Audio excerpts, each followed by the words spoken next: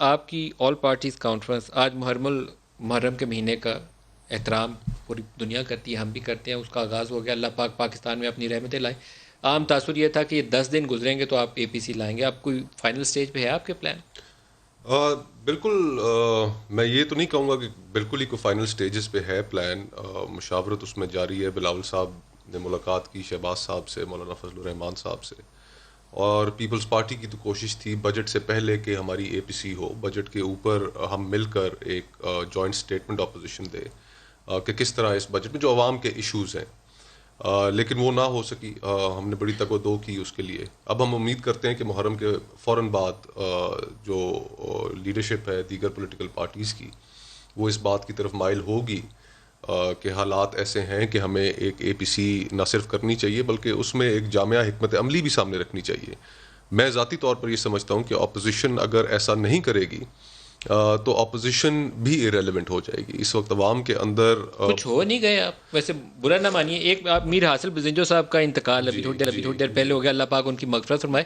Opposition میں شاید وہ کوئی ایک ٹاورنگ فگر ہوتی ہے نا، جو ایک منیمم کامن پروگرام پہ مختلف جماعتوں کو لے آتی ہے، وہ آپ لیک کرتے ہیں. شہباز شریف کا ایک اپنے مسائل میں پھنسے ہوئے ہیں، باقی لوگ اپنے مسائل میں پھنسے ہوئے ہیں. آپ لوگوں کے پاس کوئی کامن ایجنڈا نہیں ہے کہ لوگوں کو لے کر ہم نے چلنا ہے تو یہ ایک پروگرام ہے ہمارا؟ ملک صاحب بالکل آپ کی بڑا ایکسپیرینس بھی ہے. میرے خیال سے نوابزادہ نصر اللہ مرحوم ان کی وفات کے بعد سے وہ خلا پر نہیں ہو سکا. کوئی ایسی ٹاورنگ فگر نہیں ہے کہ جو ساری اپوزیشن کو ایک جگہ پر اکٹھا کر لے. لیکن اس وقت ضرورت کس چیز کی ہے؟ اگر جس طرح میثاق جمہوریت ایک ہوا اپوزیشن پارٹیز میں جس وقت ڈکٹیٹرشپ کا دور تھا، تو اب بھی میں سمجھتا ہوں کہ اپوزیشن کو جو عوام کے ایشوز ہیں، اب اس وقت 18th amendment, N F C award, ان کے اوپر جو فیڈرل گورنمنٹ ہے اس کی طرف سے ایک بڑے واضح اشارے ہیں کہ وہ ان کے اوپر حملہ کرنا چاہتی ہے. چھوٹے صوبوں میں اس کا تاثر ٹھیک نہیں ہے اس موو کا. تو یہ سارے ایشوز ہیں کہ جن کے اوپر اپوزیشن کو اکٹھے ہو کر ایک پوزیشن لینی پڑے گی عوام کے ایشوز کو بھی سامنے رکھ کر. ایک میں کوئکلی کامنٹ کرنا چاہوں گا جو پروگرام کے پچھلے حصے میں ایک پیج کے حوالے سے جو گفتگو ہو رہی تھی. ملک صاحب میرا یہ خیال ہے کہ پاکستان کی تاریخ کو اگر آپ مد نظر رکھیں تو فوج کبھی بھی غیر مقبول حکمران کے ساتھ نہیں کھڑی ہوئی، چاہے وہ ان کا اپنا ہی کوئی کیوں نہ ہو.